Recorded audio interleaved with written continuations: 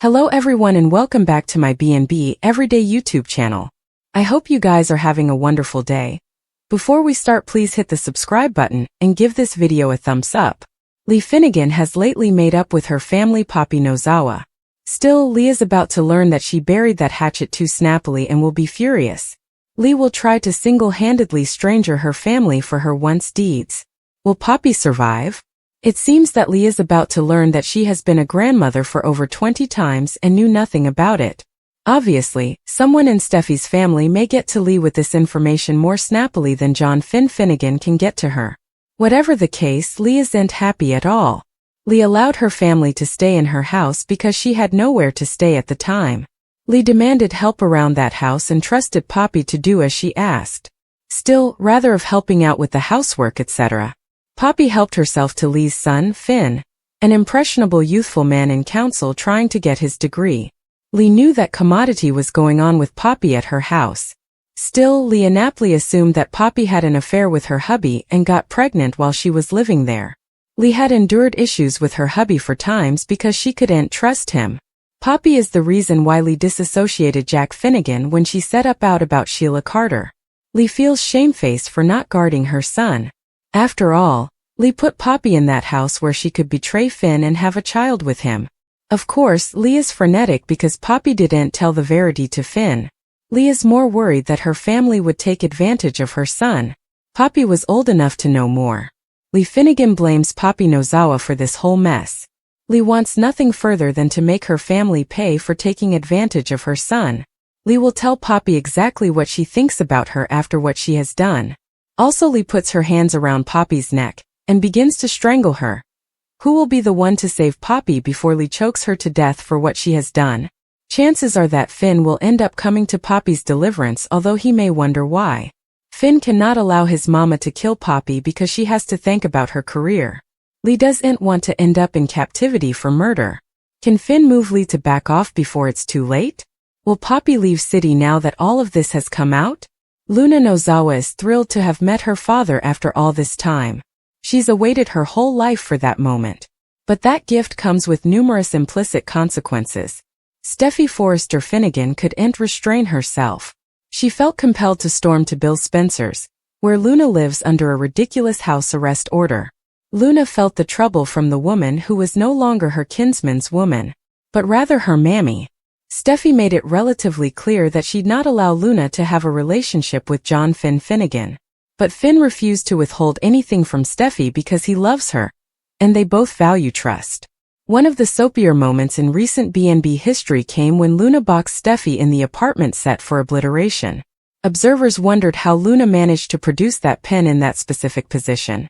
Who would have helped her figure that inside a condemned structure? And if no bone helped her, how did she do it? With still that happed, Steffy's despisement was permanently earned. Yet, observers could feel the rage structure within Luna's heart, which Steffy feels doesn't live. To say that the people girding Finn are strong conscious would be the understatement of the time. Sheila Carter Sharp shares little in common with Lee Finnegan, except for their explosive personalities. In numerous scenes showing Sheila's errors live, Lee will match one of them when she begins to choke her family, Poppy Nozawa, that day at the height of a compelling watch. Finn has his woman, who'll not allow her world to collapse around her again. Away from Steffy, Finn has realized Luna Yamada's character appears to be regretful, but she's just come off a double murder period and sometimes reverts to the demented half of her persona. Or is it her whole persona masked by a protuberance of purposeful agreeableness? Lee's physical assault on Poppy has been erecting. Observers were staying for Lee to learn about her connection to Finn, knowing it would lead to an emotional explosion. As suckers recall, Lee felt shamed for having misgauged her family. She believed Poppy and Jack Finnegan had an affair which led to Luna's birth. When that proposition was disproven by the forced maternity test, Lee apologized profusely and believed she'd achieved endless peace with Poppy. The swirling drama will include Lee and Steffy being aligned against Poppy and Sheila. Steffy is aiming for Luna and will join with Lee in trying to help Sheila from swooping back in. Finn and Luna will be in the middle, which probably means their bond will consolidate more snappily. After standing her ground with her mama and refusing to leave her hubby, Steffy Forrester Finnegan is ready to drink Finn Finnegan home and try to forge ahead with life with another new normal. Finn has a crazy son along with his crazy mama. But Steffy is determined that it won't ruin her marriage. So what if his son locked her in a pen and left her for dead, and his mama shot her in the casket and left her for dead? Steffy loves Finn and she just has to live with all his crazy family relations. At least Luna Nozawa is behind bars now and can't hurt her again. Too bad Finn decides not to tell Steffy that Luna is really on house arrest and living with Bone Bill Spencer in his big manse. Finn figures what Steffy doesn't know can't hurt her, so he keeps this little nugget to himself. Besides, he likes being suitable to go see Luna whenever he wants. He needs to get to know his son and doesn't need Steffy prescribing any contact like she did with Sheila Carter. Luna still can't believe she's eventually set up her father, and that he has been in her life each on. Kinsman Finn is Kinsman Finn presently.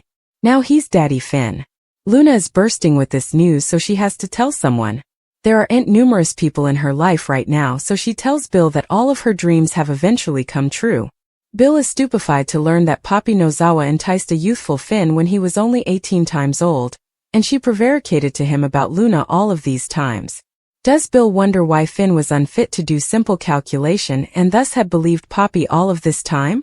Will he also be furious at Luna for answering the frontal door when she isn't indeed supposed to be there? Hope Logan and Daphne Rose over Carter Walton was rather explosive on The Bold and the Beautiful. After weeks of shirking around Forrester Creations, Daphne eventually participated a kiss with Carter as Hope looked on through the cracked open office door. Sure, Daphne initiated the intimate moment, but Carter kissed her back and clearly wasn't protesting. The two have been inching near not just because Daphne is tagged as infectious, but because she has done that one thing that Hope isn't doing. She's hearkening to Carter. Still, Daphne is honest, at least in this situation, if nothing differently. When Hope came barreling at her, saying that she saw everything, Daphne possessed it. She apologized for kissing Carter and said that she knew that it was wrong. No explanations, no casting blame. Daphne took her lumps. She wasn't going to argue with Hope about that important. Hope won that round but sounded to miss the real point overall. During their battle, Daphne spelled out for Hope what everyone differently is also seeing. Carter isn't happy. He has had 2 successful launches with Hope and should feel accomplished and over the moon. Rather, he feels shamefaced because he has betrayed his stylish friend and the family that hired him in the first place. It may be a palm of feathers, but it comes at a cost, at least for Carter. He has told this to Hope. He has gone so far as to suggest giving the company back because of his guilt, and she has responded with eyeless rage. Granted, Hope was treated horribly by the Forresters and has every reason to not want to go back to how effects were, but she isn't really hearing him. Daphne refocused this out too, and Hope didn't give it indeed a second of consideration. Daphne didn't get to Carter because of her beauty, she got to him because she saw the man that he was before he got with Hope, before the Forrester preemption. She paid attention to his internal struggle, the one Hope was dismissing. Will Hope realize her mistake before it's too late? Indeed, if Daphne leaves city, she and Carter will still crash and burn if effects stay as they're between them. What do you suppose will be coming?